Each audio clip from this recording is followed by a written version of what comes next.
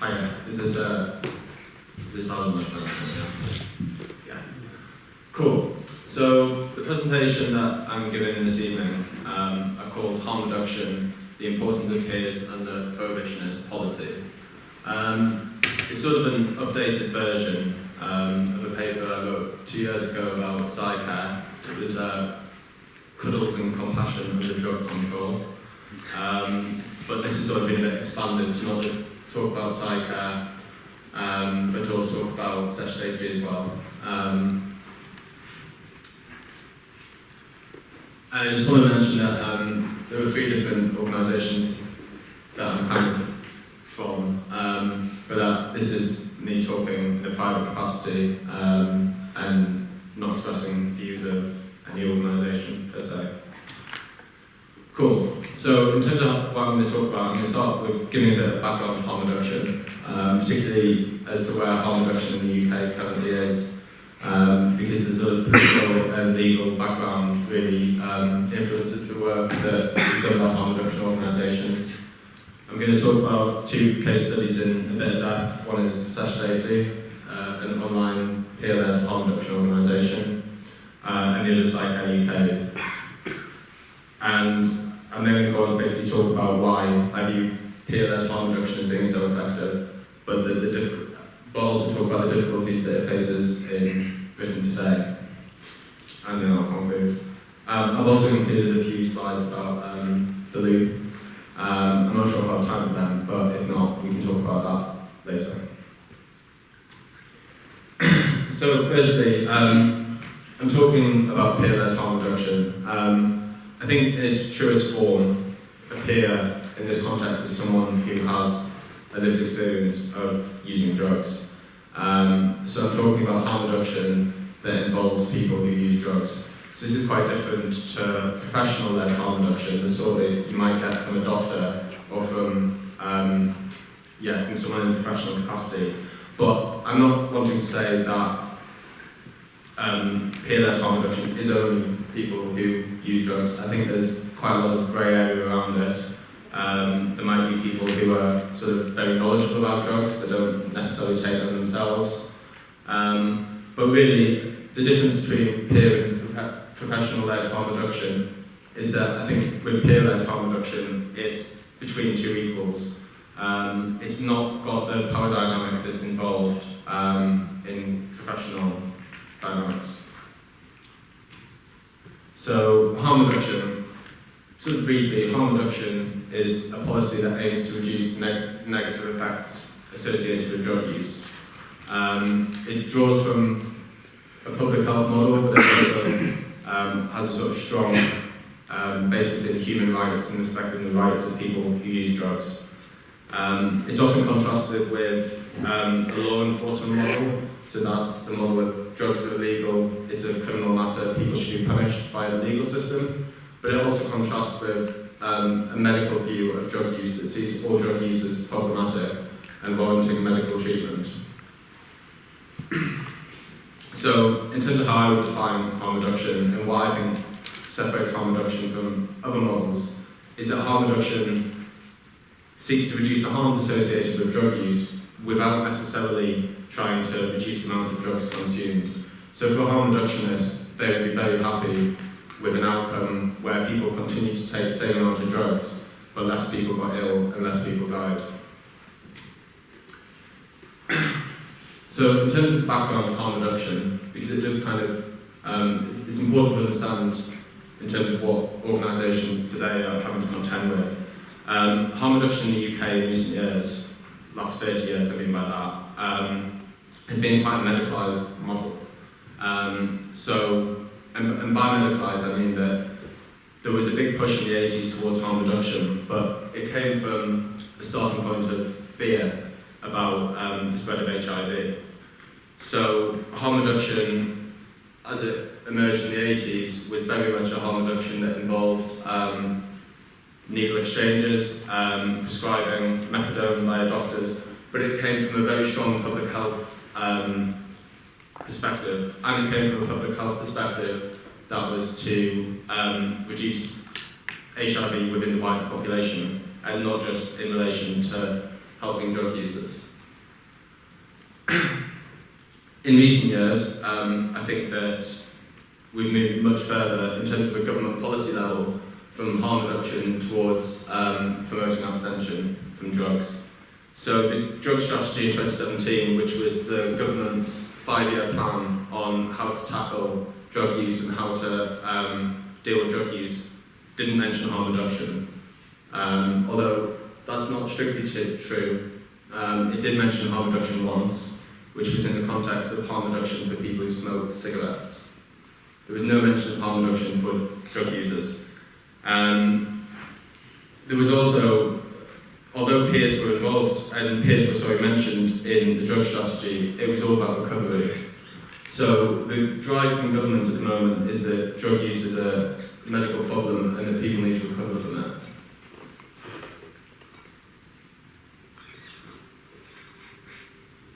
I'd also mention that in the nighttime economy, so this is things like nightclubs and festivals, that the licensing requirements and the current sort of legal structures make harm reduction really hard. So from a festival's point of view, or a nightclub's point of view, they don't have an onus from the state or from licensing bodies to provide harm reduction. They have an onus to stop drug use. So providing harm reduction is seen by some licensing bodies as actually an admission that people are taking drugs on site. And certainly I know that festivals have been threatened to lose their license because of provision of harm reduction. Because it's seen as, it's better from the perspective of many festivals, or so they would say, put your head in the sand, because the actual structures are so, the structures are so difficult. So largely speaking, I think that drug use is seen as a medical problem, particularly amongst sort of wider society or amongst the state, or as a matter of criminality. But I would argue that this misrepresents most drug use. Most drug use isn't problematic drug use. It's not drug use that requires a medical intervention. It's drug use that is periodic, it's regulated, and it's managed. And the problem with a medicalised model of drug use is that for most people they don't view their drug use as a medical problem. They don't view using ecstasy once a fortnight or using drugs every now and then as something that they need to attend a drug service for or to attend a doctor for. And indeed, there's not much that a doctor or drug service could offer. However, even if that drug use shouldn't necessarily be seen as a medical issue or one that requires sort of professional healthcare intervention, it still carries risks. All drug use carries risks, and I guess what I'm pitching at here is harm reduction that targets that drug use. It's not a drug use that's likely to be seen by services, the GP drug services, but it's still drug use that carries risks, and those risks can be reduced and they can be managed.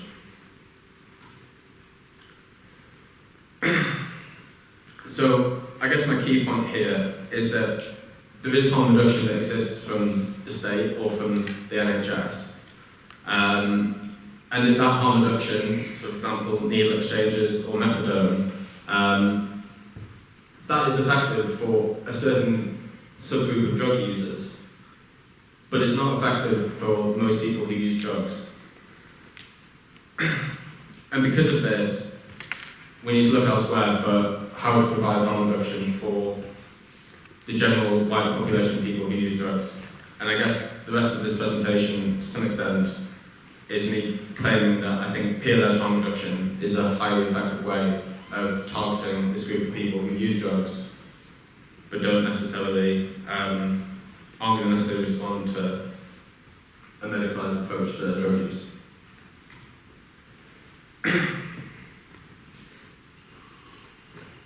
So, firstly, sex safety. It's a sort of online e-community, which is, I guess, a posh way of describing a Facebook group. It's had various degrees of members over the years that I'll go on to explain why in a bit, but at the moment it's got 22,000 members. It's what I call emphatically peer-led, so the vast majority of people who staff it, run it, are people who use drugs, people who have used drugs, and it's certainly not, it doesn't take a professional approach, it takes very sort of everyone seems equals within it. In terms of how it approaches drug use, it doesn't distinguish between types of drug use, so it answers questions in relation to injecting opiate use, or more commonly, sort of inverted commas, recreational drug use, so MDMA, ketamine, cocaine, and it helps, it's got a strong harm reduction focus, so it promotes harm reduction in all sort of posts that are put forward, and as well it's got quite a strong sort of evidence-based approach to harm reduction. So if someone offers advice or someone contributes on the topic, they're expected to be able to justify what they're saying, usually with scientific papers. And there's never been, for various reasons, research on who uses such safety and what the membership is, but largely speaking, it's young people. It's generally UK-based, but there are people from overseas. Most people who use it aren't dependent on any drug, they use drugs periodically, and most people aren't in touch with healthcare professionals about drug use. They're people who use it every now and then and potentially want a bit of advice on something. So in terms of what it provides sort of questions and answers, so people can pose questions, they can also submit them anonymously. It might be a question about, what's the interaction between drug A and drug B, and then people respond to it, and responses are filtered. It also sort of offers private messaging, so if someone's got something that they don't necessarily want to publish or have posted online, they can have a chat with someone who will be able to listen or potentially give them some advice about what they're saying. Such safety also has been involved in giving away a lot of reagent test kits. So these are drug testing kits that you can buy online and that you can use at home to test what you're taking. It doesn't tell you the purity of what you're taking, but it does tell you what active drugs are in the sample you have. It's also a platform to share news. When I say sort of drug market alerts and trends, when there's a dangerous substance in circulation, that'll be posted and people will sort of flag up early information about drugs in circulation. It's what's called generically content creation, which is, again, a sort of posh way of describing making a meme to try and engage people in harm reduction. Because obviously, what gets shared online isn't usually a long, detailed post about a specific interaction. It's a picture of a frog that's just taking too much MDMA. And also we offer signposting and support, so there's a lot of things that might come up that can't necessarily be dealt with by an online peer communication. An online peer-led organisation, so it involves posting people towards the right service, which sometimes is proper drug services. And more to the point, I think it's a community of people who use drugs or who have experience of using drugs. And it's a community where people are safe to ask questions about drug use without being moralised or without being scrutinised. So here's a sort of example of the sort of thing that might come up. Does anyone in the audience have any suggestions for what you might say to John, who said he's taking MDMA tonight for the first time? Do you have any tips? Anyone? Perhaps not alone. Yeah, definitely. That would be my tip. Don't mix. Yeah. You tested it. Tested it, yeah. Don't be daft, take half and a half and a half. Yeah. Are you on any medication? Yeah, so drug interactions, exactly. Drink water? Yeah, drink water. Do you know how much water?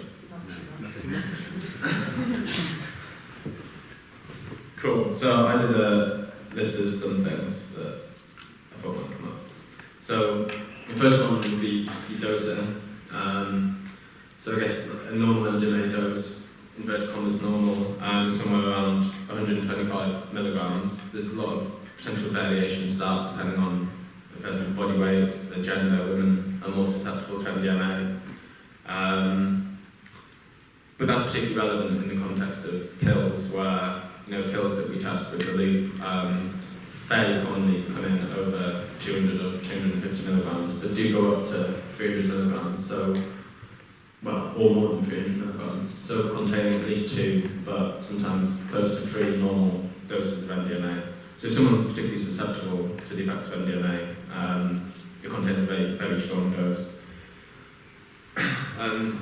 Sammy mentioned interactions, with prescription drugs, other illegal drugs, over-the-counter things, herbal supplements. The setting that it's taken, so a dose of MDMA that might lead to sort of slightly bad time, but nothing serious, taken in a house, taken in a hot, rave environment, can prove fatal. The mental state that someone's in, so one of the effects of MDMA is that it's not just the physical effects, it's psychological effects. How they're planning to consume MDMA, most people swallow it, and that's what general kind of like harm reduction advice would say is a better way to consume MDMA, but some people might snort it. What things you can do beforehand might be offered as advice. Are you well rested? You're having food, water. Don't drink too much, don't drink too little. So about a pint or so an hour, but roughly speaking, drinking quantity of MDMA you normally would for the activity you're doing. You also get your drugs tested. We do this at home with reagent tests, or there are ways you can get drugs tested to a lab standard. So you can send it in to Weddermoss for one. Which is a postal service where you can send a bit of drugs in and they'll tell you exactly what's in the drugs that you plan to take. Supplements, these are things, magnesium suggested to take by some people while taking MDMA. It reduces the effects of gurning and sort of muscle tension and 5-HTP. I'm not sure there's that strong evidence base for it, but it's suggested by some people to take afterwards for come downs. And just knowing what a bad reaction is, what to look out for. A lot of people don't know what are the warning signs when you're taking drugs that maybe you need medical attention. So there's loads you could say. Does anyone see an issue with giving this information to someone who's wanting to take MDMA? Seem like you're trying to encourage the use? Yeah, so that is exactly the argument that gets pushed against this. So in terms of Facebook, that's Facebook's terms on drug use. So Facebook ban you from posting content that, it's the bottom tier that's particularly relevant, but it bans content that provides instructions for the use of non-medical drugs. So any instructions around drug use, even if they're to reduce your drug use, they're against Facebook's terms. And the same can be said for a lot of other social media companies, and likewise increasingly Google is knocking down harm reduction advice down the Google algorithms, usually being replaced by drug addiction centres based in the United States. So, in terms of what it means that there's no distinction between encouraging drug use and encouraging people to take drugs, and encouraging people who are already planning to take drugs to use their drugs more responsibly. So if you encourage someone to reduce their use, moderate it, or be more considered, that's a breach of Facebook's terms. And actually, really, it's pretty much all harm reduction, because providing instructions for the use of non-medical drugs is kind of what a lot of harm reduction is. It's, giving people advice on how to consume it, what method, what preparations to take, etc. And the final thing I'd note is that one of the things that Facebook doesn't like is admitting in writing to the personal use of non-medical drugs unless posted in a recovery context. So you can't share a story about drug use unless you're saying that you're in recovery from drug use. And I think that this is one of the issues that I'm going to talk a bit about later. But there's a narrative around drug use that's often accepted sort of in wider society, which is the idea that someone stops taking lots of drugs, their life falls apart, they lose their job, their marriage breaks down, they hit rock bottom, and then they stop using drugs and they go into recovery and they live a sort of happy life. But that's not actually the story of a lot of people who use drugs. A lot of people who use drugs a little bit, and then they stop for a while, and then they use them a bit more, and then they stop for a bit, and then they use them a bit more. So the whole story of recovery, it doesn't relate to most people who use drugs. And in terms of the consequences of this, the consequences are that harm reduction information is getting shut down. So this is an article from 2018, but since then, various other pages have been shut down. So how it works is the page gets banned by Facebook because it's promoting drug use. A new one gets created, people join it, and then that one gets banned. And I just want to mention as well, it's not just around sort of recreational drug use. Groups that are encouraging naloxone distribution, that's a drug that reverses the effect of opiate overdose, they're being shut down. And information on safe injecting practice is being shut down. Because again, if you are giving advice on how to sterilise needles or how to inject in a safer way, that amounts to supposedly condoning drug use.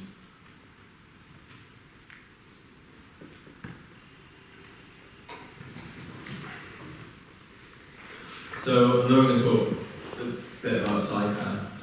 Psycare is a welfare and harm reduction charity that's been going for 12, 13 years. So in terms of 2020, we're looking to do 10 or more events, usually ranging from 1,000 to sort of upper end 15,000 attendees, probably usually around the 2, 3, 4, 5,000 mark. I think compared to other welfare organisations, Psycare has a real specialism in managing sort of acute drug-induced psychological crises, particularly around psychedelics, but also around other substance use. I think some welfare organisations perhaps can manage, some welfare provision can manage the distribution of condoms and water and that side of it, but perhaps struggle with the more intense reactions that Psycare often end up dealing with. As well as that Psycare, we really promote harm reduction. Take a very non-judgmental approach to drug use that sort of neither condemns nor condones drug use, but that encourages people to think about what they're doing and give advice to reduce risk. So these are a few pictures I took a couple of years ago, so particular harm reduction stuff is a bit out of date, but we usually operate with two spaces. So the top left picture is a tent that we often refer to as the army tent, and this is a space where people who are often quite intoxicated or being quite rowdy are put, and they'll be offered support, often just water, food, but a place to sort of sit down. The bottom picture shows some of the harm reduction information we give out. So at the other side of that tent in the top left, we have a table that would have sort of a trip-sit interaction chart showing the risks of certain drug interactions and harm reduction leaflets and information. And as well as that, there will always be someone there who can answer questions around drug use. We also have a space, the top right one, which is a separate tent, and this is predominantly for people who are really struggling and perhaps need one-on-one support. Someone who maybe is going through a really, really challenging experience and is finding the whole festival and their drug experience quite overwhelming. So people can go in there and they'll often sort of sit one-on-one or two-on-one with volunteers who will talk through what they're going through. So I've kind of given a mock thing that Psycare might often have. So someone arrives at Psycare who believes there's a conspiracy to harm them, and the people on site are threatening to kill them. There's no explanation of sort of who they are or why they might be doing it, but they're being following them around. There's sort of often women who are quite paranoid, but as you speak to them, they might talk about something different and then flip back to high levels of paranoia. And they've come to Psycare because they want assistance to protect them, to protect them from the people who are trying to harm them. And also, sometimes he's suggesting that he wants to get off site to get away from these people. Does anyone have ideas on how you might manage this? Or the sort of things that you'd at least be considering? Because obviously there's a lot of unknowns to this. So more just like considerations in handling this. If they have any existing mental illness or those running people. Yeah, so that's something that I think is good to know. It can be hard to find out, but definitely it's good to know sort of the background to why someone's presenting in that way. Yeah, I would kind of tell them that they're safe at that moment with you in Psycare, and that they're probably under the influence of some drug that will last some time but will fade off eventually. Yeah, absolutely. I think sort of reassurance is critical. Yeah.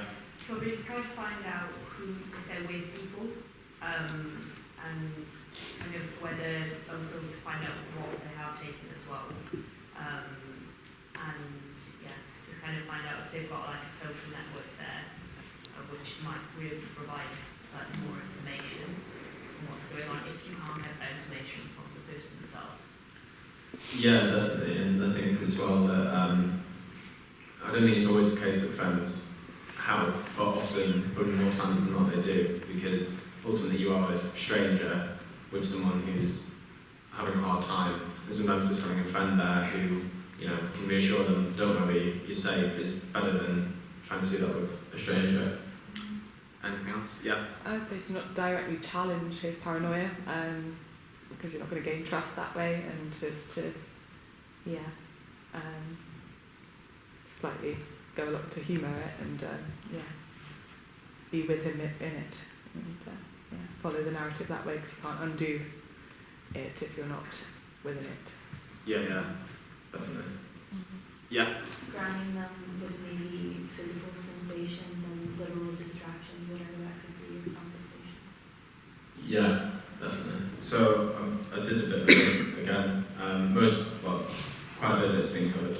So I think Iona hit the nail on the head in terms of, I was thinking that, you know, if someone approaches you in a sort of state like this, it's very important that, you know, you've got trust with this person, right? And they're not trusting other people who are there. So maintaining that trust and not dismissing or contradicting the person. Obviously with psychedelics, you know, be thinking about the setting. So where is an appropriate space, or where's going to help this person go through their experience. I think in a situation like this, one might say, you know, well, you know, I don't know what's been going on, but, you know, if these people are trying to get you, then, you know, I've got a safe space, we can sit down, have some tea, and let's just go there. And then you're kind of not contradicting the person, you're moving them to an environment where it's easier to contain, like one of the Psycare tents. I think listening is really important. It seems quite obvious, but, you know, when people are going through difficult experiences, they usually have something important to say for them, nothing else. And listening is pretty critical. Reassuring, just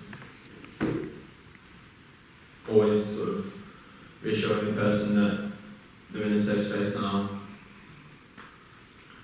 I agree about distraction. I think sometimes it's helpful. I think in cases when someone's, particularly when someone's exhibiting like signs of paranoia and then moving into a more normal conversation, when they're in a normal conversation, really trying to hold on to that normal conversation.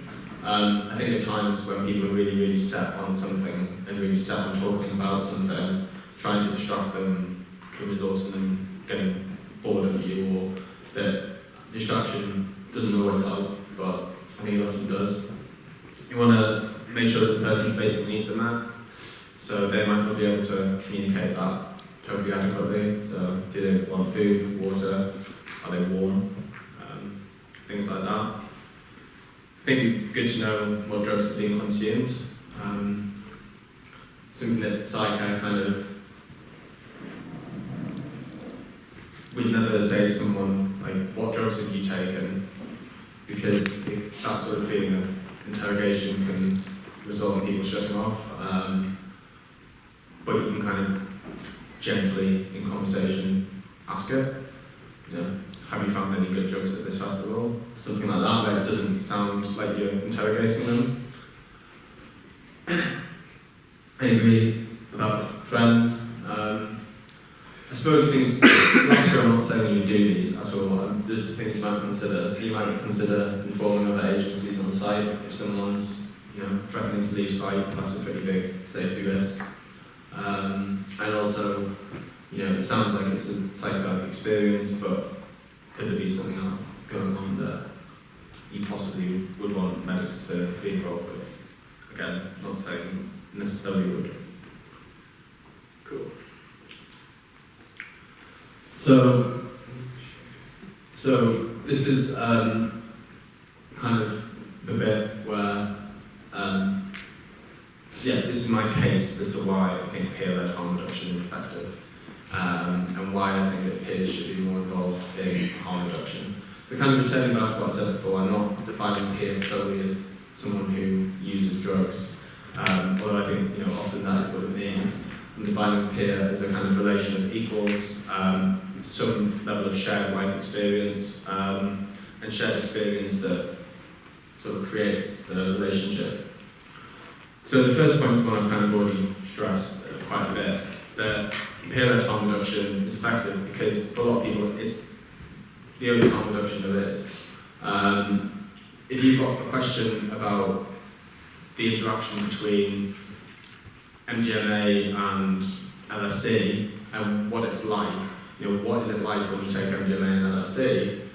Really, the only people you can ask about that are people who've mixed LSD and MDMA together. You can't ask your doctor, you can't ask anyone else. It's the people who use the drugs have the information there. I've already kind of explained that, so I'll leave it at that. The second point is that peer-led harm reduction reduces the stigma associated with needing help from drug use. So, although I think, like, for some people, drug use is quite normalised, and Iona wrote a paper about 20 years ago on the normalisation of drug use. I think there's the extent to which drug use has become normalised in wider society, but I still think drug use is, and I think there's quite a lot of evidence that drug use is still stigmatised, it's still moralised, and that people, when they've taken drugs, still fear stigmatisation or still fear consequences of their drug use. So it's very common when providing welfare that someone who attends the service will say something like, they're having a hard time, and you ask them, it comes in conversation, have you taken any drugs? No, I've not taken any drugs. Because the initial fear is that they will be arrested, or that somehow they deserve what's happening to them because they were stupid enough to take drugs. And that stops people coming forward for help because they're scared of the reaction that they'll get. So, peer-led harm reduction, I think,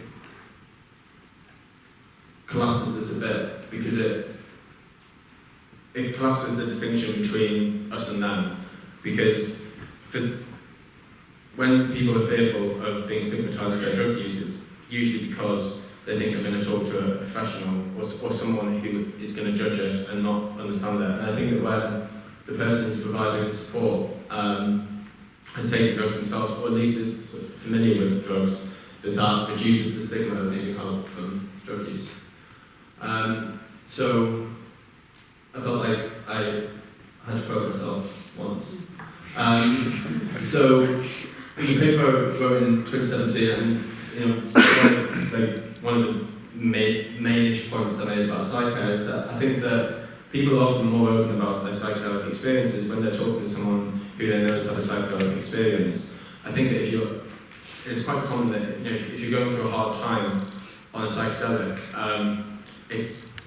people sort of fear judgment, or they fear sounding stupid if they're explaining it to someone who has no frame of reference to what they're going through. Whereas when people were aware, or when people are aware that the person who's with them has experienced something similar, I think they're often a lot more likely to open up about it. And also, like in the case of sexual safety, people ask questions about their drug use that, if you posted that on their general Facebook page, their private page that the wider society can have access to, and they're asking, any advice for cocaine and such, but a lot of people would respond saying, you shouldn't do that, you're being stupid. So, peer-led harm reduction, I think, by reducing stigma, it makes it easier for people to come forward who need help. I also think that peers are largely seen, or often seen as credible by people who use drugs. So I think that mainstream drug messages, so these are the sort of things that would come from the state or from the police, are often not trusted. There's quite a lot of evidence that people discount both the because they switch off to the source of the message, they discount not just the sensationalised rubbish messages, but they also discount the important ones that they should be paying attention to. So, like, fairly basic miscommunication theory. So this is, if you're wanting to convey a risk of something, or particularly to try and induce behaviour change, so you want to say, look, here's a risk, and here's what you should do to reduce that risk. It's absolutely critical that the person who's giving that message is, one, trusted, and two, seen as credible.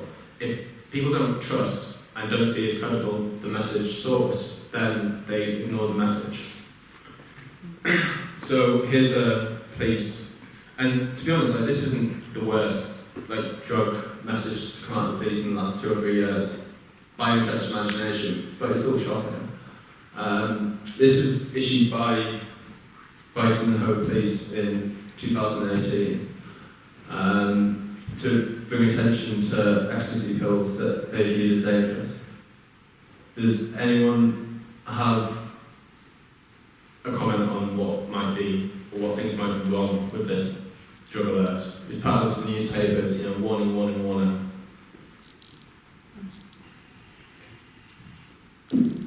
So there's lots of different bills, it's not just one type of warning against, so they could all be kind of different. Yeah, that's a good point, right? So it's issuing one alert about 4 different pills. 4 different pills that will have been, almost certainly contain different drugs. It's not clear what pill is this alert referring to. The main issue I have is the bottom sentence. It says, warning, these pills contain substances other than MDMA, which includes MD and ketamine, PMA, PMMA. Well, if you buy an MDMA pill, you want it to contain MD, right? That's what you're buying. So you've got a drug alert for dangerous pills, and you're saying it might contain what you want it to. It might contain ketamine, I don't think many people would necessarily be put off by a book containing ketamine, but ketamine in a pill, you know, ketamine has very low bioavailability, which means when you swallow it, it's not particularly effective. So really there haven't been pills with ketamine in for years and years, and it's unclear that they actually were that much of a thing. But then the last drug that's mentioned, PMMA, are two of the most dangerous drugs you can possibly have in a pill, that have a higher risk of overeating, higher risk of serotonin syndrome, higher risk of adverse reactions. So you've got a drug alert that essentially is, in my view, is not credible and it's not trustworthy, because when I look at that, what is the message that's being given out? They also don't say what PMA is. So this is a dangerous thing. Why? Why is it dangerous? Yeah, exactly. And the risk is dose dependent. Yeah, and I mean, with drug alerts, it's really common that you have a drug alert that comes up that says, warning, these pills, these two pills, and one pill on the left is a high-strength MDMA pill, and the pill on the right contains something like PMA, PMMA. And actually, the messages for the two are completely different, because the advice for the high-strength MDMA pill would be consume less of it. Like, it's not inherently dangerous. You just want to take a small amount to reduce the risks of it. Whereas the advice to be given for the other pill, it would be don't take it, because it is dangerous. So, the fourth point about why I think peer-led harm reduction is so effective is that sort of experienced peers often have very high levels of drug literacy. So they know a lot about drugs, they know a lot about the risks of drugs, they know a lot about drug interactions. And you see this when you look online at things like Blue Light or Drugs Forum or ORID, people being very methodical in their drug use, documenting exactly what they took and exactly what the effects of the drugs were. And as well as that, I think that peers often have like what I've called hidden knowledge, but it's knowledge about drugs that you're not going to get elsewhere, but it's often seen as like very credible to people who use drugs. So one of the first times I did Psycare, there was a young guy who came up asking for advice. He was taking LSD for the first time.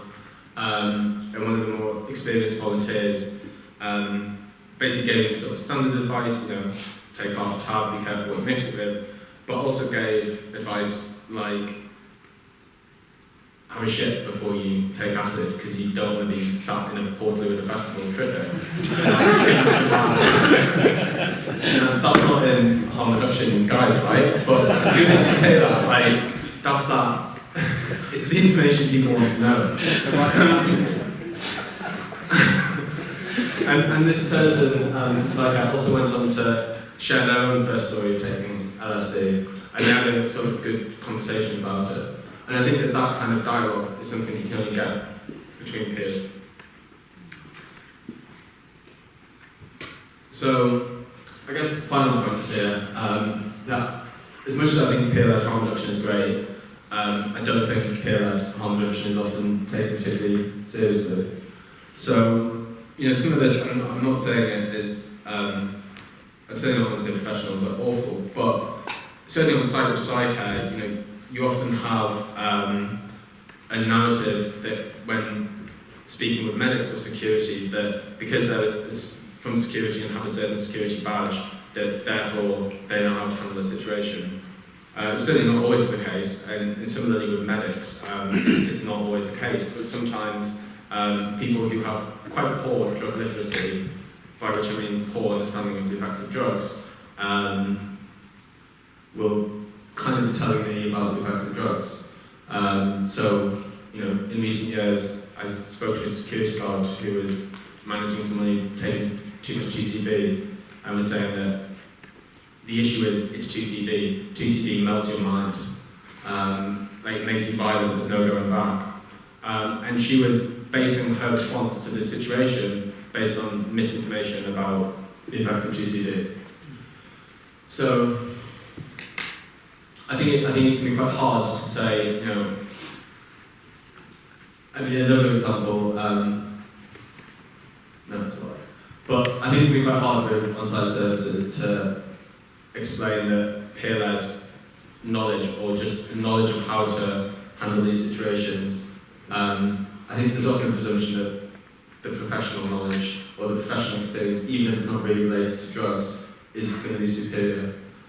And the second point is that I think peer-led harm reduction runs contrary to prohibitionist discourse. So what I said before about certain stories about drug use, that there's a deep cynicism I think a lot of people in the wider population would have about the idea that people who use drugs or their frame of reference around drugs is drugs can be alright and they can be dangerous, that's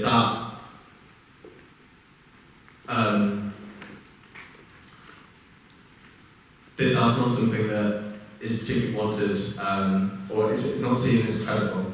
And I guess that this would be my point overall, would be that I think that peer-led harm reduction is often seen as the most credible from the people who use drugs, but from the state and from other authorities, it's not seen as credible. So it's a service that people who use drugs are often very responsive to, but the wider society kind of is a bit ambiguous about, or not really sure how it feels about it.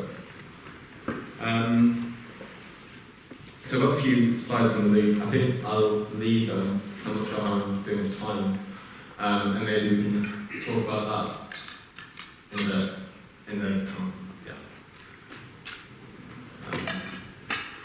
yeah, I can go back to this one. So, I guess my concluding thoughts on it are that I think drug use is still moralised and stigmatised, and it's something that is seen by it's quite a loaded area. I think peer-led harm reduction is an effective way to reduce harms and, for that matter, to increase the benefits that people get from using drugs.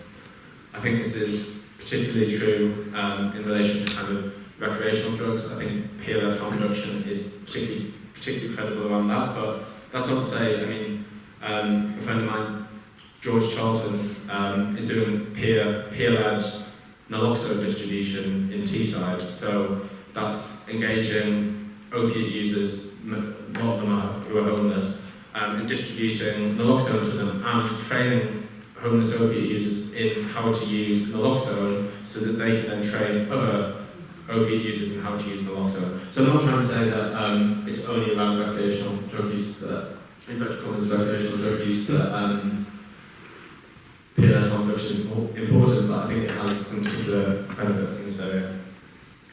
But I guess my final point is that I think that there's an issue of peer-led harm reduction not always being taken seriously, but I think it should. That's my presentation.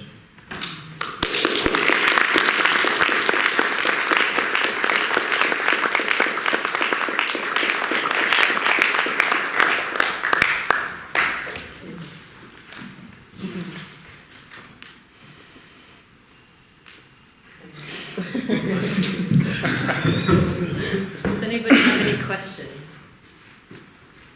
Yeah, I got one.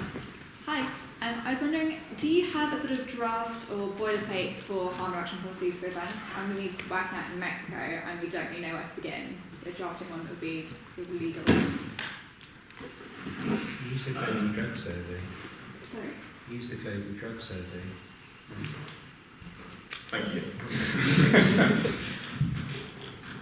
Did you mean that from, because I'll go out and anyway, did you mean from the point of view of what a harm reduction organisation should do or standard practice or So things like that? yeah, standard practice, but also just a policy that we can have people read in advance and how they can conduct themselves safely whilst they're with us. So MAPS has a document on, it's called the Manual of Psychedelic Support, and it's really, really long and really detailed. And it's particularly around, based on the Zendo project, it's around sort of how to approach dealing with difficult drug, but particularly psychedelic reactions. And it's kind of a starting point for Psycare. It's something that we ask all volunteers to read, but it's a really, really sort of thorough document. Yeah, so I'd stress that. this presentation be anywhere for us to refer to? Yes, it's being recorded, and we'll post on our website when we do actually create one. Thanks, Adam. There was a point in the presentation where you mentioned that if you were to put out distribute some information saying here are two separate pills, one contains too much MDMA and one contains PMMA, and obviously that has different harm reduction advice associated with it, the PMMA being don't take it. That seems to me to be a little bit in conflict with peer-led harm reduction advice. If someone wants to take PMMA, then they will. So what other harm reduction advice is there out there for synthetic caffeinates? Because I mean, it's a real growing industry at the moment, isn't it? And there must be people that enjoy them somewhere. Yes. So good question. I think that on the point of missed sales that you wouldn't expect. I guess the claim would be that if someone comes to you and says, I want to take PMMA, what's the harm reduction advice? That you just say, no, don't take it. You would still offer harm reduction advice. I guess when a drug's being missold as ecstasy, it's being put in ecstasy tablets, I guess the communication I'm kind of talking about saying, if you want to take MDMA, don't take this one because it's not. But ultimately people still, people choose to consume incredibly dangerous drugs, and they know that, the drug is incredibly dangerous and incredibly toxic, right? You only have to,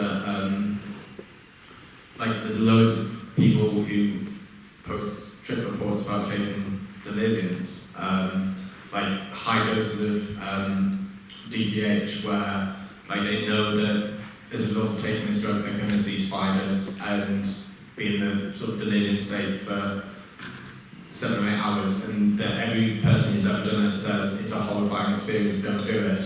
And some people still do it. There's always going to be that. So I'd certainly, harm reduction still has advice for those people. I think it is harder, but there is still sort of, advice around things like that. So around DPH, have someone with you who's sober, who's not seeing spiders. That's great, thank you. Yeah. So I think in my opinion the greatest shortcoming in this peer harm reduction is that it can be quite permeated with all these different kind of myths, and I was wondering if at the safety group, if there's some system of moderation of revision of what people post there, and basically some moderators spot checking this, and if so, then what is the how do they interfere, the moderators, in the discussion? Not probably deleting comments, but commenting the right information. Yeah, so I think that's a really, really good point. That a lot of people.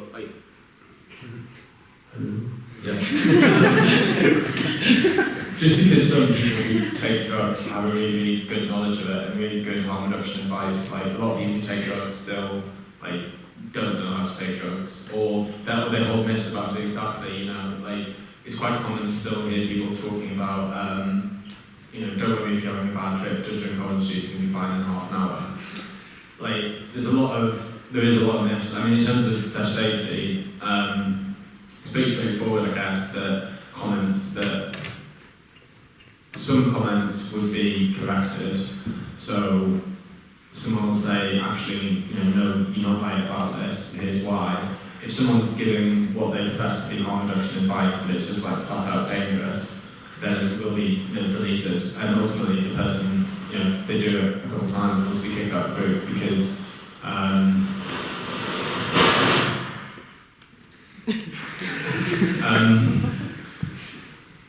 because there's a lot of misinformation.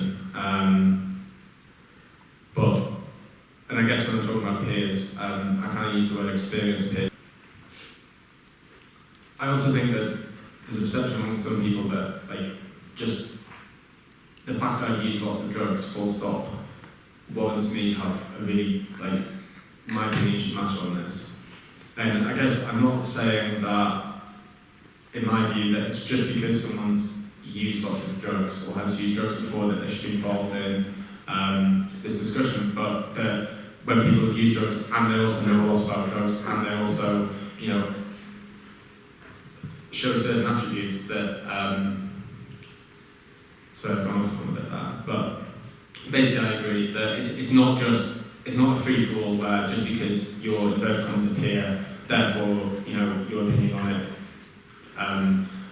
isn't as important as someone who has also taken drugs but actually knows what they're talking about.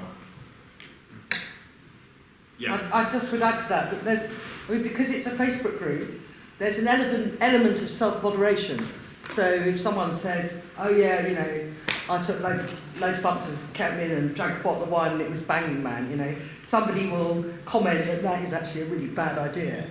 And it's a combination of self-moderation of people saying things and then also very active moderation on behalf of the mods of the group, who I think do a really good job. And something you haven't mentioned about it is that you can get your post public on safety by contacting a mod and they will copy what you've said and put that up under their name so that your name isn't on it. So if you have a often quite naive question about drug use because you're inexperienced, which a lot of the people on there seem to be, looking for help, then they can ask a question about drug combinations and things like that without using their Facebook name because, you know, they know that's not a good idea. So I think it's a great group. It's got issues like anywhere else, but I think it's helped a lot of people. Yeah, and you know, I think that, and I certainly think there are limits, you know, peer-led harm reduction. So, you know, there's one on such safety from the last sort of year or so, where someone said that they just injected a load of IV cocaine and they were tripping and that they felt their heart was going too fast. And the first response was, don't worry, you're probably just tripping. And the second response was, well, you know, why do you think your heart's going too fast, whatever. And the person posted saying, well, my friend's checked my heart rate and it's 210 beats per minute and he's not tripping. And the person, so the response was then go to hospital now. And the person had had a small cardiac arrest. So, like, it's not perfect. And I certainly don't want to say that on an online community like this that all the information out there is spot on. There is a lot of myths and misinformation, but I also think there's a lot of high quality information, and I guess that, yeah, there is via active moderation and as well self-moderation, it does tend towards better quality advice, but I wouldn't want to say that, you know, that's always the case because it's not.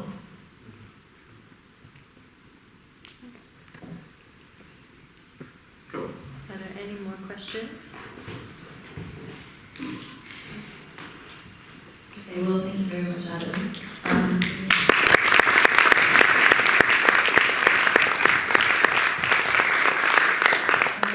Yeah, hello. I'm the founder of Psycare UK. Started in 2008. I'm just a harm reduction activist and party goer for many, many, many years.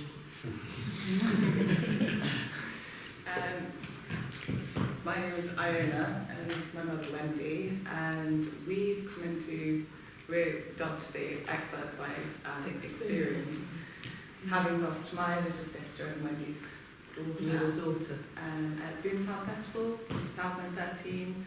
She died of a combination of ketamine and alcohol, and since then, Boomtown really embraced us and have brought us back. Wendy speaks at Speakers Corner every year, and I'm there in support of her. We're often followed around by the BBC. We're just in search of harm reduction, really. We're a more realistic and helpful, caring environment for something which happens, and Yeah, and I myself have worked with Psycare for the past couple of years and have found it, for me personally, to be a kind of confrontational therapy, but also a huge educational piece in terms of it really being access to people's mental states. It's not just drug use and that kind of blanket statement. It's mental well-being, and what we see at Psycare is such a huge spectrum. It's not black and white.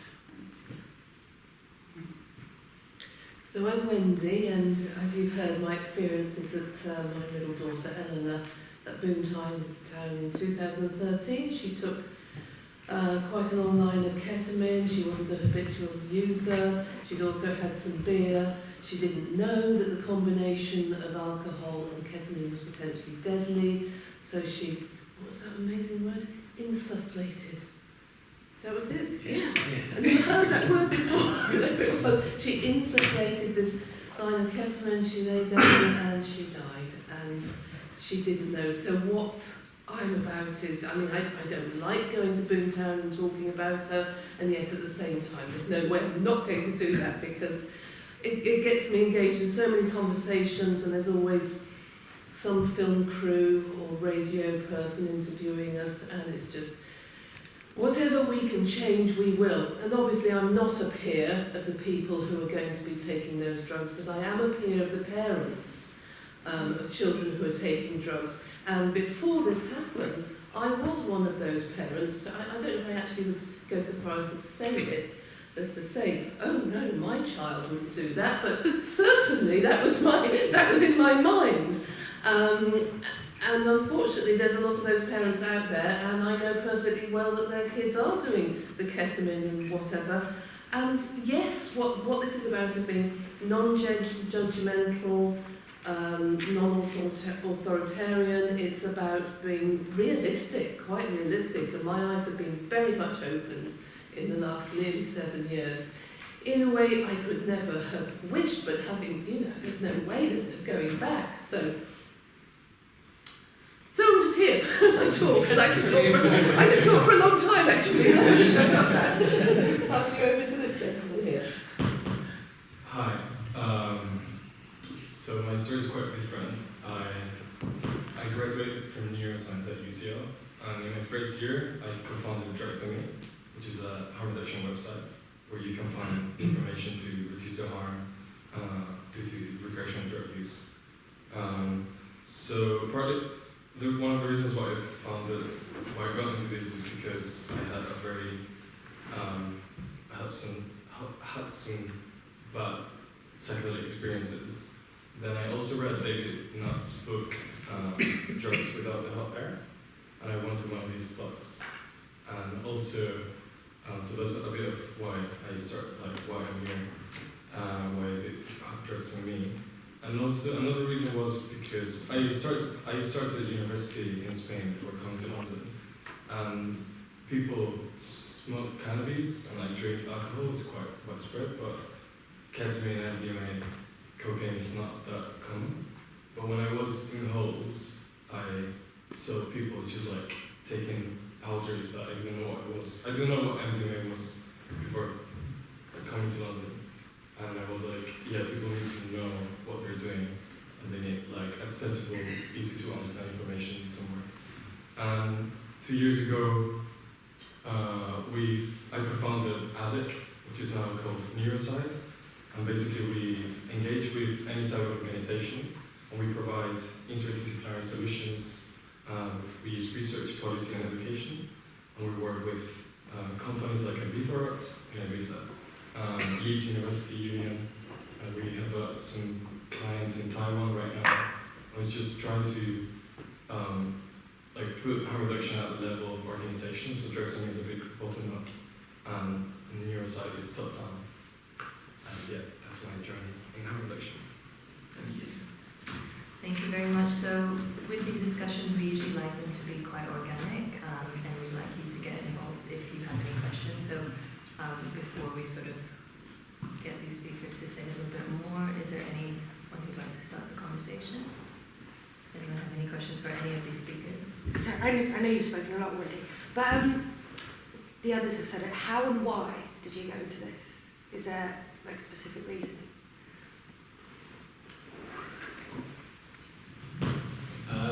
Yeah, I guess, for me, my interest in drugs probably started as what I viewed as like a psychonautic background. When I was younger, I was interested in trying drugs, and when I initially used drugs, I was very, very reckless. And I guess that it was ultimately seeing the effects that drug use, particularly reckless drug use, had on friends, sort of inspired me to learn more about it. So kind of experience is how I got into it. I guess I'm quite interested as well to hear from Karin about how she got into harm reduction, why you decided to start Psycare. Well, the reason I decided to start Psycare was because I saw the necessity on the ground. I went to volunteer at Boom Festival in Portugal at Cosmic Care, which was a project that was just starting together with MAPS and the organizers of Boom, create this kind of project to really cater for the people who are in crisis with psychedelics. And then when I saw that, came back to Britain, I realized it was nothing of the kind, and the kind of welfares were, like Adam said, kind of like say no to drugs, or I hope you learn your lesson, and kind of like, telling off people. And I realized also, at the time I didn't really want to start anything. I started to research if there was any welfare around that would do that kind of work. And at the time there was nobody talking about drugs. All the websites of the welfares were saying, I mean, the closer was we take care of people who are a little bit tipsy. But the drug, the word drug was not mentioned. And that was kind of really got me. I really felt like, why people don't actually talk about drugs and say that this is happening. And then when I started, I realized, all what Adam was saying, how much resistance the festivals were having to come to terms that the inside of the festival were drugs. I mean, everybody knew, the festival organizers knew that there were drugs, the festival goers knew there were drugs, the police knew there were drugs, the doctors knew there were drugs, but nobody was talking about it.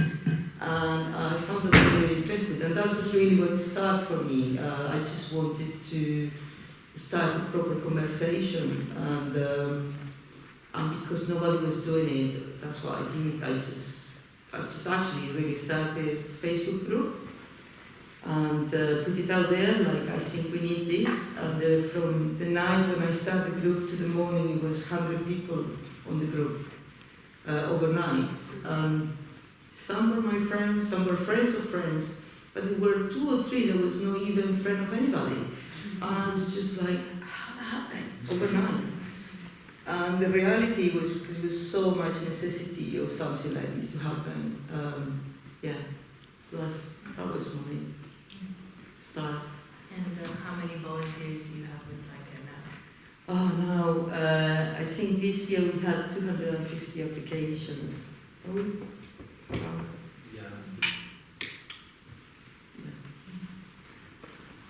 Any questions from the audience at this point?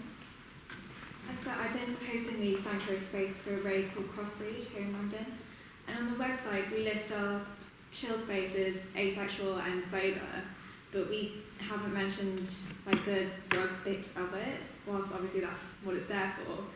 We don't feel like it's safe to do it, so there's a huge disparity between what people know and the people who are there on the night and know what it's for, but we're just not, we can't do it online. So any advice for that? I mean, yeah, it's difficult. It's like coming out. Yeah.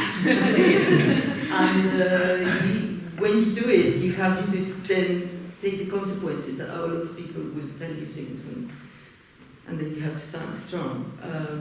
But I do understand, the reason for many people don't want to bring it forward. But yeah, and I suppose you have to kind of measure that and how much help can you do without saying or with saying no. I don't know.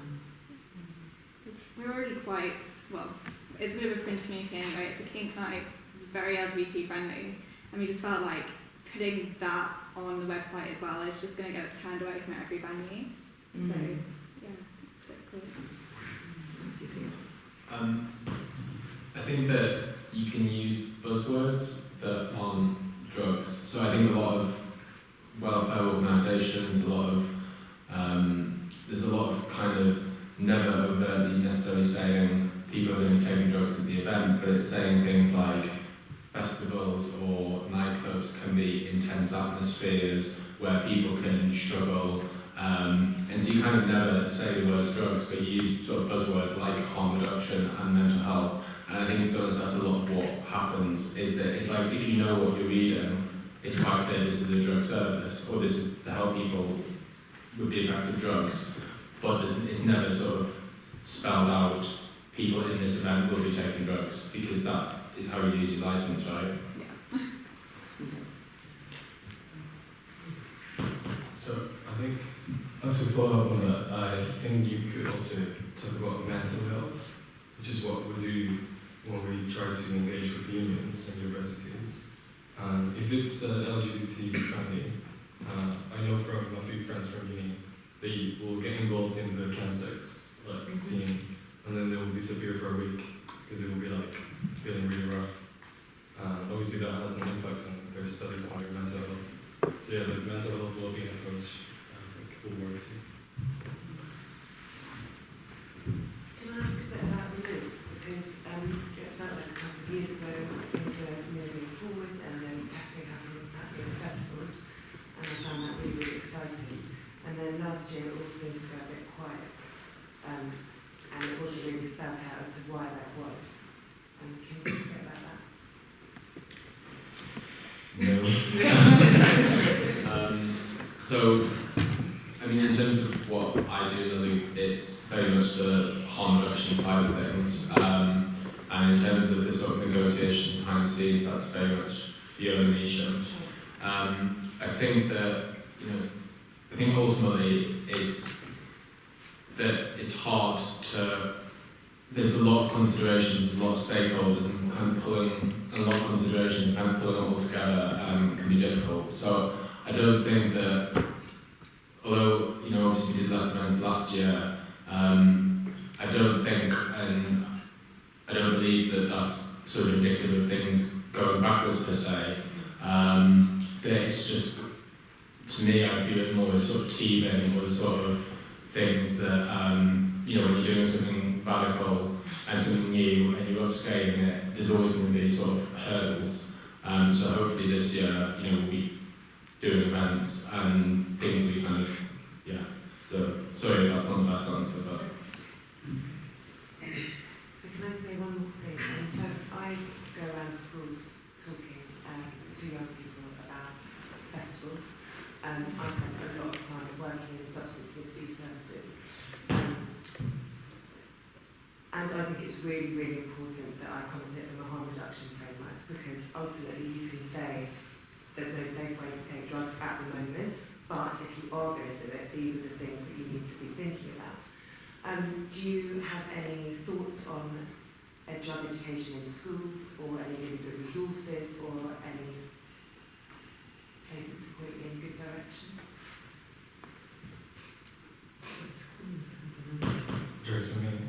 Yeah. It's already on my But this guy's got something to say. Yeah. But yeah, if we have a chat afterwards, you're welcome to use loop materials. And we'll be making some. Yeah, we have a few posters that aren't public that we used at Boomtown last year, which I'm happy for people to use in schools. That's totally my jam. I showed the trips at Just Perfect. Yeah, trips, it's great because it usually brings in people just automatically. People get really pulled towards it at festivals. But we also did a specific MDMA and ketamine harm reduction ones that we had, which is supplementary to things from Drugs and Me, Talking Drugs. I've got a list of things I'll just give to you. Yeah. Yeah, so if you drop me a line, I'll be able to share some resources that we have because we got some funding from UCL to go around schools in London to do drug education workshops. So we do a lot of stuff for them, and also we're working with schools around the UK. And the client in Taiwan is a school. So we are working with schools. So, what kind of ages of children are you speaking to with Drugs and Me? I guess, so I think we've mainly done sixth formers, but we've also done, so sixth form is year 12 and 13, right? Okay, so, no? Sixth form, when I was at school, sixth form was more like 17, 18, So those main focus, but we've also done like from 14 to 16 years old. But I think in Taiwan we're doing from literally 12 to 18. But you can start talking about drugs at any age, if you know how to do it. Yeah, I just wanted to say to Wendy, actually, and your daughter, I'm sorry, I forgot your name. I'm so sorry about what happened, and I just want to mark your bravery and my admiration for what you do. I think it's incredible. You've taken the ultimate negative and turned it into a positive, and I just, so much admiration for that. And just I'd love to hear a little bit more from you about that process, and kind of, just hear more from you, because I think we could all learn something from that. Do you want to hear it now? So it's another hand. Mine is going to follow on from that, really, just the kind of what the positives, what the negatives been in the kind of that journey and the people you've interacted with and systems of support or lack of support. I guess I'm also quite interested, Wendy, in how your sort of shift of perception changed in terms of drugs in general.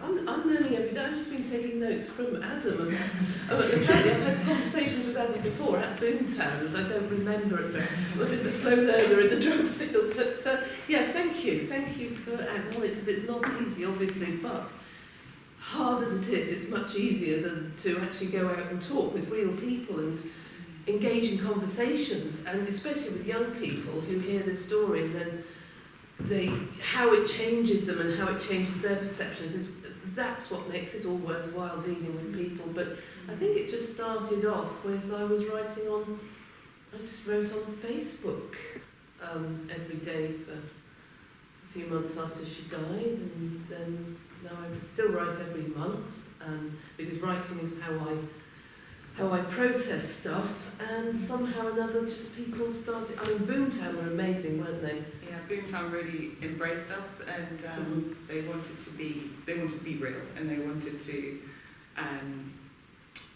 learn what they could and take any practical measures that were really going to save lives, and were really going to educate people and give people more positive experiences than could be, and yeah, it's very much in my sister's spirit. She was a bold, healthy, and extraordinary human being. Yeah, highly intelligent, highly curious, and the rights to curiosity is something I think she would have spent her life protecting. She wanted to be a human rights lawyer. She had the wherewithal to do that, and I'm sure she would have done it. And the likes of you, Karin, and Fiona Misha with The Loop would have been role models to her to be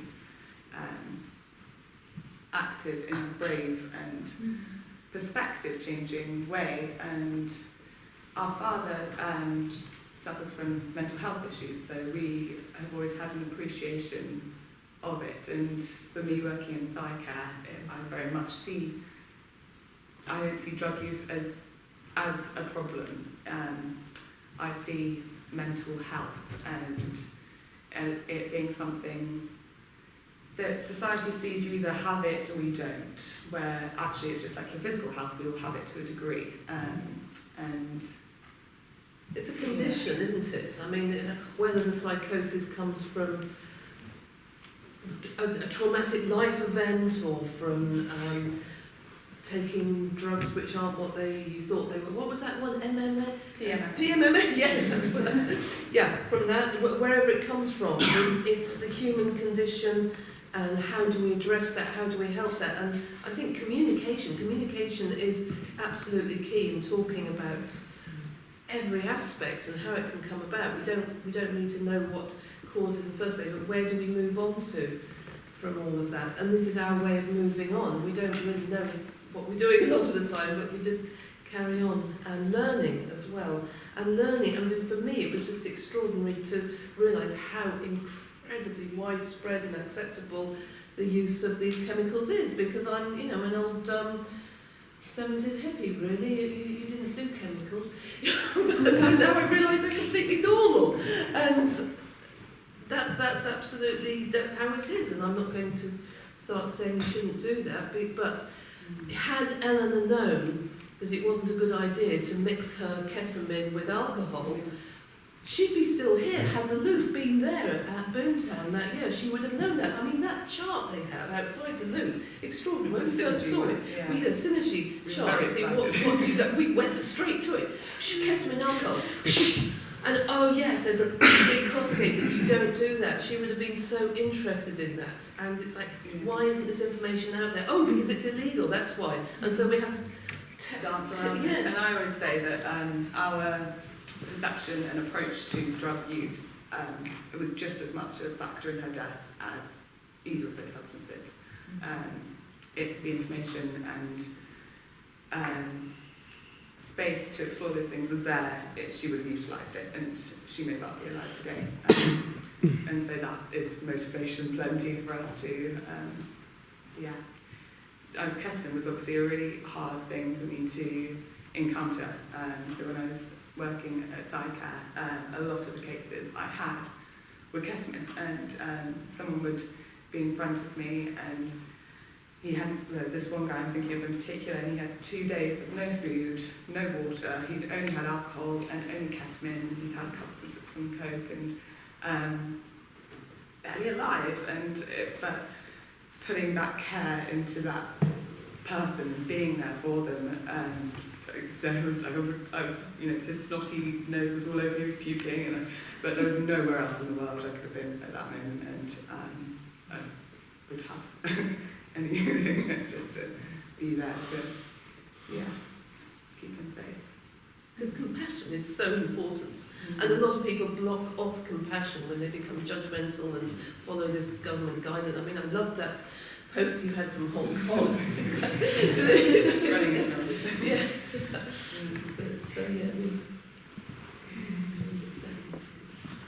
Thank you very much for being here and continuing the discussion. I guess that then sort of leads into a wider question to do with barriers and difficulties you've all faced in your different efforts. If there's any one story that someone would like to start with.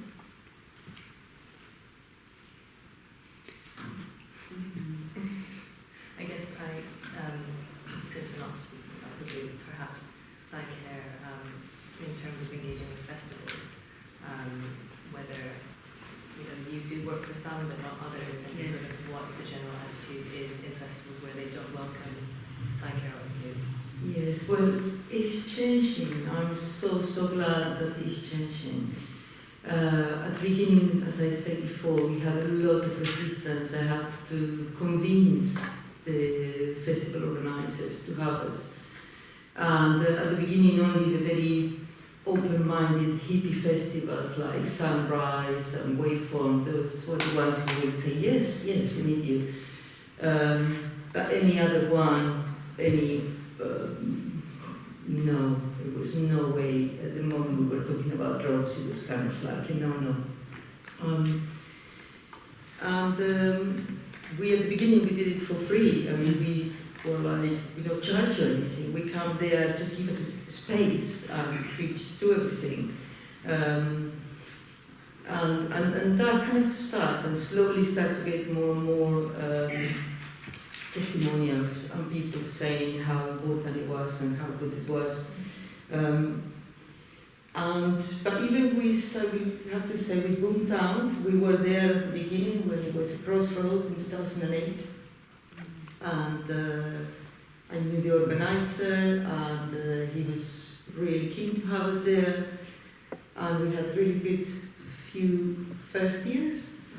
But in 2012, they changed the management and become bigger management. And so the guy who used to contract us kind of didn't pass the information, and we were there 1 year without walkie-talkies, with no communication with medics, no communication with security. It was, so we weren't supported by the festival.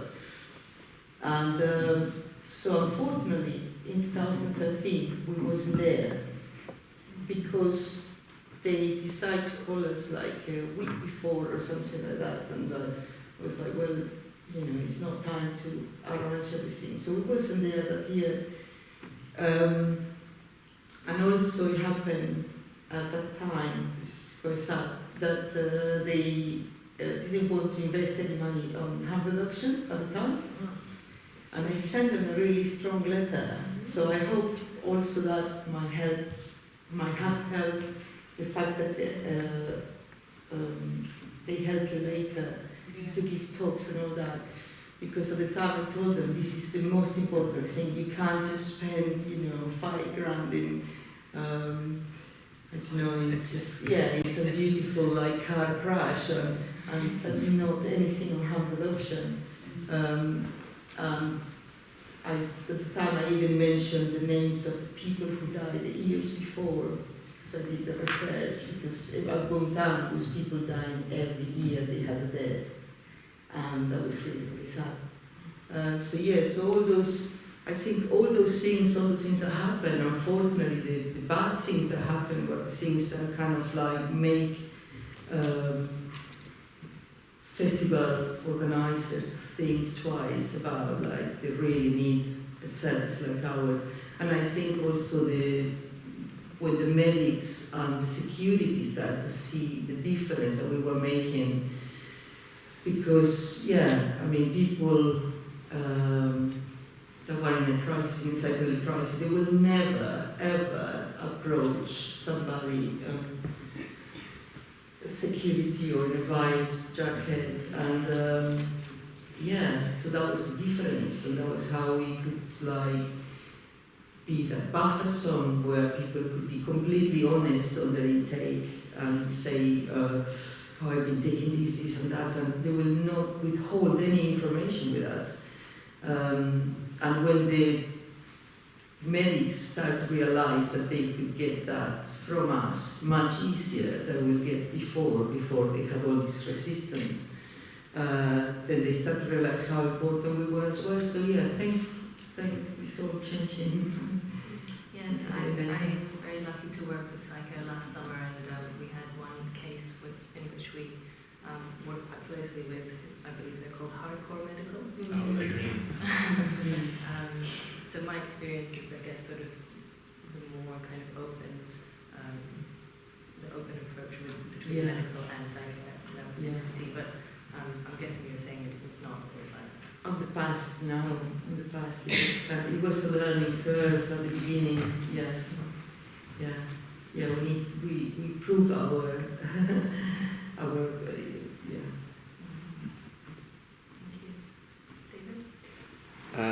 I agree with you that the state of the medical perspective on all this is just pretty terrible and is very stigmatized, and there's a lot of ignorance about it.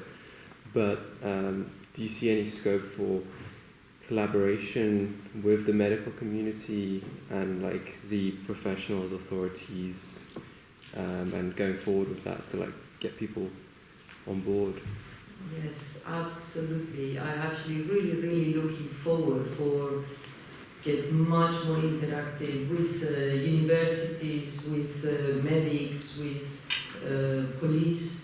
From the beginning I saw that was a really, really important thing to do, because you get,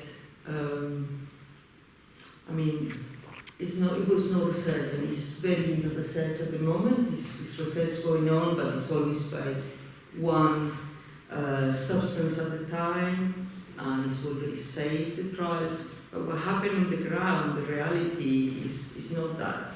People mix drugs, and people do drugs in a very dangerous way.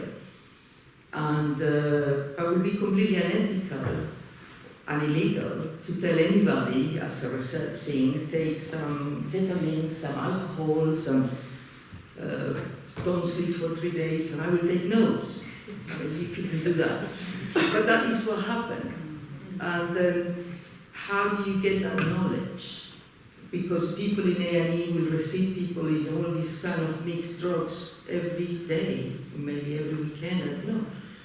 And they don't know. Maybe they have a lucky that day is one of them, that one of them else that know about drugs and will know, oh yeah, that person is in ketamine. But otherwise, the doctors don't have that information. They don't normally, they didn't have the training.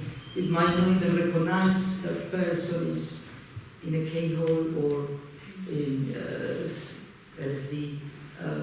So I really look forward for more interaction and really kind of be able to help people identify, not necessarily for I don't believe people need to take drugs to understand what's happening in that mind. And I think it's crucial. Let's say if somebody is high in LSD, the way the person is treated at that moment is really crucial. If they will just react and run away, or they will just calm down and be okay. And unfortunately, doctors don't have that information at the moment. So yeah, really look forward. So just to follow up on that, we were doing some work in this area actually. Arthur, who's the director of Drugs Me, he's now doing medicine in Glasgow, and he's actually he's working on a project that is titled "How Prepared Are Medical Students for an Affirmative Response Required to Recreational Drug Use During a History Taking?" And we were running focus groups and some surveys among the medical students. And I wish I could tell you more about this, but we haven't had our monthly meeting, and he told us about this 3 weeks ago.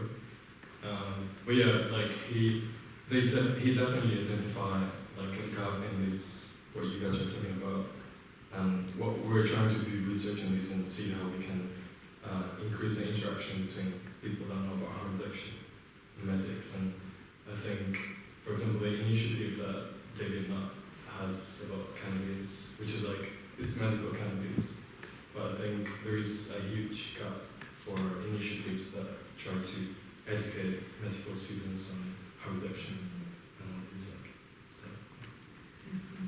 And I would also say the way that Psycare interacts with medicals at festivals is amazing, and they really appreciate Psycare. The relationship between them is symbiotic, and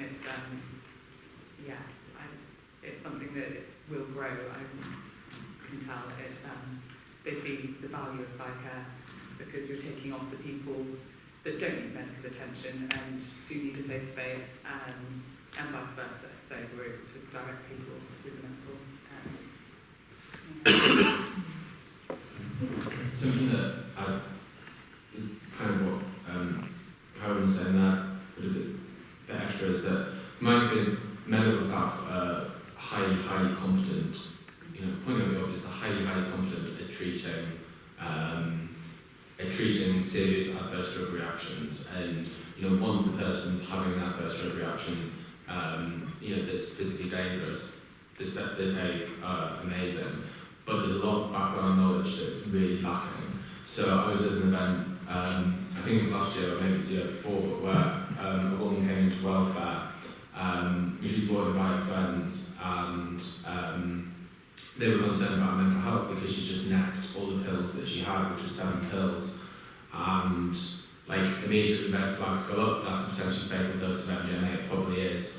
But the response from medics was, well, everyone's taking MDMA pills, we can't preemptively do anything. So we had to sit for sort of 10 minutes until the symptoms started showing, until she started showing symptoms before she was blue lighted to accident and emergency. Now that's quite basic.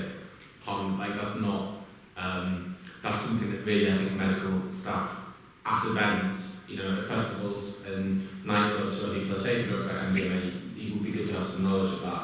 So that I think is what to me is kind of lacking, is the knowledge around, the knowledge other than just treating drug overdoses. What kind of training do you give to Psycare volunteers, and what kind of support do they receive during and after a festival? What kind of support after festivals? Yeah. We don't specifically give support after festival, but we direct people to different groups. Do you mean for volunteers? Yeah. For volunteers. Yeah. Right, for volunteers we do have a training that we started to do last year. Before that we used to just do the training at the site, have a meeting, and on the application is already kind of quite thorough, all the questions about the person and the intentions and everything. And then we were sharing information in a circle, and the more senior volunteers will tell stories, and we talk about the ethics of psychedelic support and all kinds of things like that. And then now, last year, we started to do a day training where we had loads of information. We have physical movement work, and also information about drug mix, and about testing, and about all kinds of things anyway. And this year we're going to do a weekend training. So we're going to have again a lot of information, a lot of workshops, and a lot of things that we're going to do together.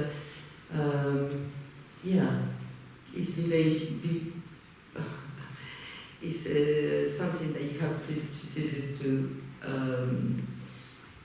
get the experience. I think it's only so much we can tell you until you do it as well. Yeah, and I think that a lot of it is kind of like learned on the job, so to speak, but we stress the sort of volunteers initially, like there's no expectation for you to get involved in a particularly difficult or particularly challenging situation. So usually someone might, initially it would be just sitting with someone for, fairly sort of something that they're maybe more comfortable with. And in terms of dealing with more problematic situations or difficult ones, often they would have the opportunity to observe someone doing it a few times. And there's no expectation that people do get involved in everything. In terms of support, I think that Psycare is a very good community, and there's a lot of sort of people stay in contact, right? So I've certainly myself have spoken to people, other volunteers several times after festivals to talk through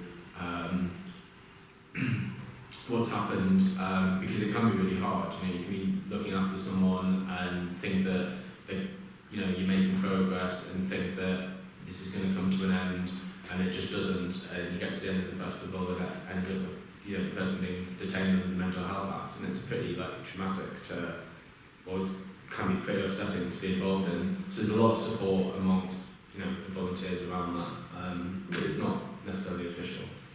Yeah. And I guess that sort of speaks to your underlying message of peer support and community within sort of this grey area of how do we protect people from drug harms. Ivan, I do have a question for you about Taiwan. I'm quite curious about what work you're doing there. As far as I'm aware, they're not particularly, let's say, liberal in their drug law. Yeah, so the laws there are quite strict, much stricter than here. But I do know, so I'm not sure how much I can say about the project because we are not done. But I know, actually I'm going to move in with one of my course mates from neuroscience, and she went to that school. So I can say what she said, but basically, even though the laws are very strict, people start like drinking and smoking cannabis when they're like 13 or 14. And quite surprisingly, so apparently there is a like race difference. So apparently the rich Asians, and these are her words, are like uncorrupted when they like at the beginning, and then the white like Australians and from New Zealand, they just like they start like bringing drugs into the school. Because the rich Asians have money to like pay for cocaine, LSD, ketamine. They with like 16 they start, like some people do like LSD when they're 15 or 16. And she knows like she has friends that tell me it. And then someone from Taiwan that is not from that school told me that her first experience was on DMT, which was like her first, like even before drinking alcohol or like smoking tobacco or whatever. Yeah, that's the same thing that I said. But it was apparently it's because you can get DMT from the acacia tree, which grows quite widely in Taiwan, and also you can buy in stores some herb, like a DMT containing herb. So yeah, some people just like start on a DMT trip, so that's a quite intense first time to alter your mind. And then yeah, regarding the project, what I can say, so it's kind of, so we're gonna go there for a week. We're gonna be 3 days just delivering talks to students, to staff, and to parents as well. We have different types of workshops and talks for students. So I'm gonna talk about the neuroscience of drugs, so very like biological, but then we're also gonna talk about harm reduction and like how we can reduce the harm.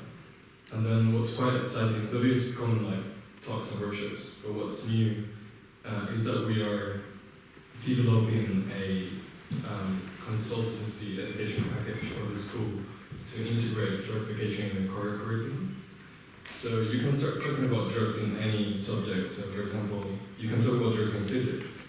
I know you guys remember from your A-levels or GCSE or whatever, like all these motion equations that you can calculate, like how much distance you travel given the motion of this acceleration. So you can you can have a problem in which people are, the teacher asks, so there's a driver in the highway and an animal jumps in, and obviously the driver brakes, how much does it travel until the car totally stops? So you get the equation and you calculate the distance. And what about if the driver was drunk? And yeah, so you make the kids think about, so reaction time is slower, etc., etc. And you can integrate like drug-education in any like kind of subject. So yeah, we're helping them to develop these activities and integrate them vertically from when the kids start until the end of the yeah. And also we're gonna tell them not to smoke TNT. No. Yeah. So yeah, does that answer your question? Yes, it does. Thank you. That's all very interesting. So I want to ask about the cooperation between different levels. So I'm from Czech Republic, and we have basically, I think, the greatest obstacle preventing us from making the full use of all the harm reduction practices, especially testing, substance testing is the main problem. And it's because of the laws, like don't allow it, and that is actually hindering the cooperation between the medical sphere and the police. So I wanted to ask if any of you are involved in some discussion with the politicians, with the legislation, because I think this is like the biggest step of actually changing the public's opinion opinion on these harm reduction practices is to just like kind of integrate them into the, as was mentioned before by Adam, the governmental plan for dealing with this drug issue we have here.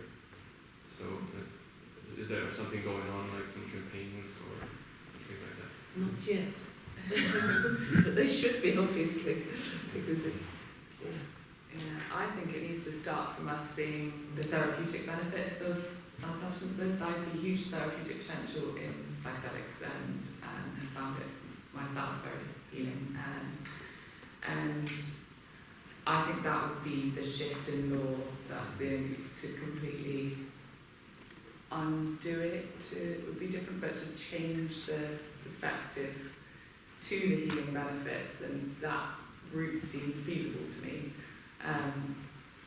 Yeah, I think there's like quite a difference between medicinal use of therapeutic benefits of any drug and then harm reduction of the recreational use. So I think there's a distinction. In a way, there's something that links them, is that the people who are going to be with anyone administering it for medical therapeutic use are going to be the same people, and they probably have got their experience from doing it in a setting such as Psycare, because they actually have experience. It'll be a very similar thing. It won't be therapy, but I can see the link definitely between the two. I think also it's very local, different places, different things.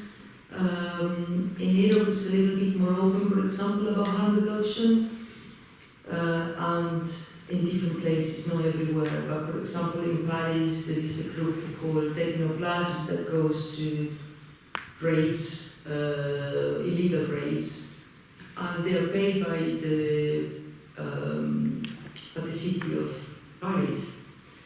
And I believe it's not, we have so much work, we can't cope with the amount of things we do. But yeah, I agree, it should be a conversation there. And I believe it's all to do with wording is really important. And for example, to talk about the dangers of maybe just small marginalized groups. When you start to talk in their language, sometimes it helps, like trying to understand what the government see of those people who go out raving. For me, they're just people experimenting, but how can we somehow wording that to the government will see, like, oh yes, these people need some help and these people need to get some conversation and understanding. And still a lot to do. About engagement with politicians. In the UK, there's BOFAS, and they lobby the government to get medicinal cannabis and recreational cannabis legalized. So actually, it's quite interesting because I was in the offices, in like BOFAS offices when the Caldwell case was up. So as you may know now. So cannabis, I'm gonna get this wrong, but cannabis is been moved from Schedule 1 to, can someone say this for me? Schedule 1 to Schedule 2? Okay. So this happened 2 summers ago, and it was just like a story of a epileptic kid that like needed cannabis. They went to Canada, they got medicine, he was healed, and then when he was coming back to the UK, the cannabis was confiscated. It was all over the news. It was just like a very, very big thing in the summer. And like right after that, the government changed the law.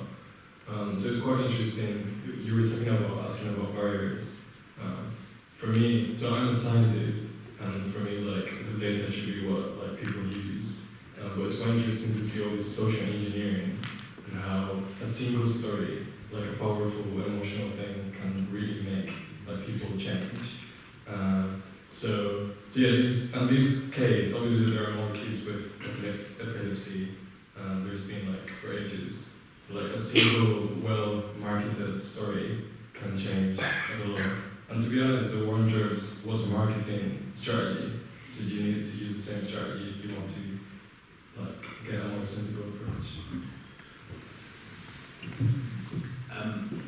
I think that at a national level it's very hard. I think that for a lot of politicians, at a political level, there's not seen as an incentive to act. I think that for a lot of politicians in the back of their mind, there is the fear that they legalise the substance and a child dies and front page of the Daily Mail or Sun is, politicians caused this. And I think that's kind of the anxiety around it. I think at national level at the moment there's not a lot happening. But I think what's really interesting at the moment is that at the local level there is huge amounts happening. So across the country there's more and more drug diversion schemes being set up by police constabularies where people who are being found in possession of drugs aren't being arrested, they're going on a course. In Durham, so I'm in Durham, and in County Durham there's two cannabis social clubs now where members grow their own cannabis, they have a premises, you can go there and pay money to be a member, you can go and you can smoke cannabis. Ron Hogg, the recently deceased police PCC for Durham, visited the sites. I went to an event for Durham Cannabis Social Clubs in Durham where everyone was smoking cannabis in a hotel grounds and the police were fine with it. So whereas in other parts of the UK that wouldn't happen, like people would be arrested. So I think a lot is happening at the local level. It's probably political reasons as to why that's happening. I think that, talk rage about just that. But personally, in terms of going forward, I think it's going to be kind of targeted progression at the local level that builds up to the point where maybe at some point in the future something changes at the national level. But to me, the main progress I see at the moment in drug policy reform is definitely happening locally, not nationally. I would just add that, quite contrary to this, there's been changes in the World Health Organization's scheme to tackle drug use, and actually harm reduction is basically on the plan, on the tactic of the World Health Organization. So I know you've been talking more about legalization of drugs. I was more thinking in terms of basically switching to drug harm reduction from this kind of law enforcement and police kind of paradigm, not necessarily legalizing or even decriminalizing drugs, but setting your sights on doing harm reduction as a governmentally funded service and stuff like that. I just want to say something. That you were saying that not much is happening at a national level. That's not true. One of our team was in the House of Lords today talking about psilocybin regulation. I write policy documents to lobby for changes in the law. But change comes slowly, but it's coming. I absolutely guarantee you of that. So I think, part of what we do here is challenge the legal framework by collecting clinical trial evidence. It's the one thing that I think most people can engage with is a health-related argument. So all the signs of change are there. It just takes politicians a while to catch up with it. But the reason why they're hesitant is because of the law of unintended consequences. You sweep away 50 years of drug regulation. Well, what then? What are the processes you need to have in place of that? And I don't think that there's a great deal of consensus about what would replace the current system. And there's an anxiety there. You create a vacuum, there's going to be chaos. So I think a more nuanced answer is that actually change is happening, but it's taking a while because we're carefully considering how we do it. And I think that's a good thing. We have time for one more question. Mine was just a response to the previous point. I mean, as an example of some of the Loop events, in terms of we were at an event last year, and you have this at several events, and I think it's similar to what Psycare went through initially, where you are there as a harm reduction organisation, but you still are working within a framework of, in case of the Loop, working with law enforcement, and still working at an event where there's public announcements about the dangers of drugs and not being able to use them, and over a time span of 3-4 days, you have police kind of gaining your trust and seeing how you work and appreciating that you're having a harm reduction approach, and on the spot being supportive of that. But that's very local. In terms of on a wider scale in Europe, if you're with a particular organisation in the Czech Republic, the Loop works, and Loop is not technically a part of this, but Loop works very closely with the TEDI working group, which is part of, it's an EMCDDA, so European Monitoring Centre for Drugs and Drug Addiction. It's a larger group of testing organisations, and I know this is purely about testing, but that's across Europe, and they also have links to organisations in other countries outside Europe, and hence, yes, by having funded research and making their own research, they are slowly building up an evidence base that can then be used. Where, you might have the World Health Organization saying one thing, you might have local support, and still it's just constantly building up that evidence base to be able to further support it, to try and make some change. And in some countries that goes fairly easily. So in Holland, in like 94, they got a new health minister who basically, one of his first acts was just independently to approve drug testing, and there wasn't really any opposition to that, and now 25 years later they've still got drug testing, and it's had its ups and downs, but the point is the decision was made. And I appreciate there's lots of work going into policy both here and currently in Australia and New Zealand. There's a lot of very intense political discussions going on, including in the media, on drug testing there and just general harm reduction approaches which they haven't had in the past. And some of it's just more vocal, and it really depends on the country. So there's a few different organisations to look at. Anyway. I guess we've been a bit distracted in this country by Brexit. We did have plans, one of our previous plans, we were meant to have Crispin Blunt, who is a Conservative MP, head of the Conservative Drug Policy Reform Group, as well as Jeff Smith, who's a Labour MP and also has his own sort of personal interest in drug policy reform, but I think Parliament was suspended. No. What happened? There was something happened which meant that... Was it pro-road? Yes, it was pro-road, and they didn't plan to the event. So, things are sort of happening quietly, slowly, and that's probably a good place to end. So just thank you all very much for your personal experience, your professional experience, your expertise, and thank you all for coming and for your engagement.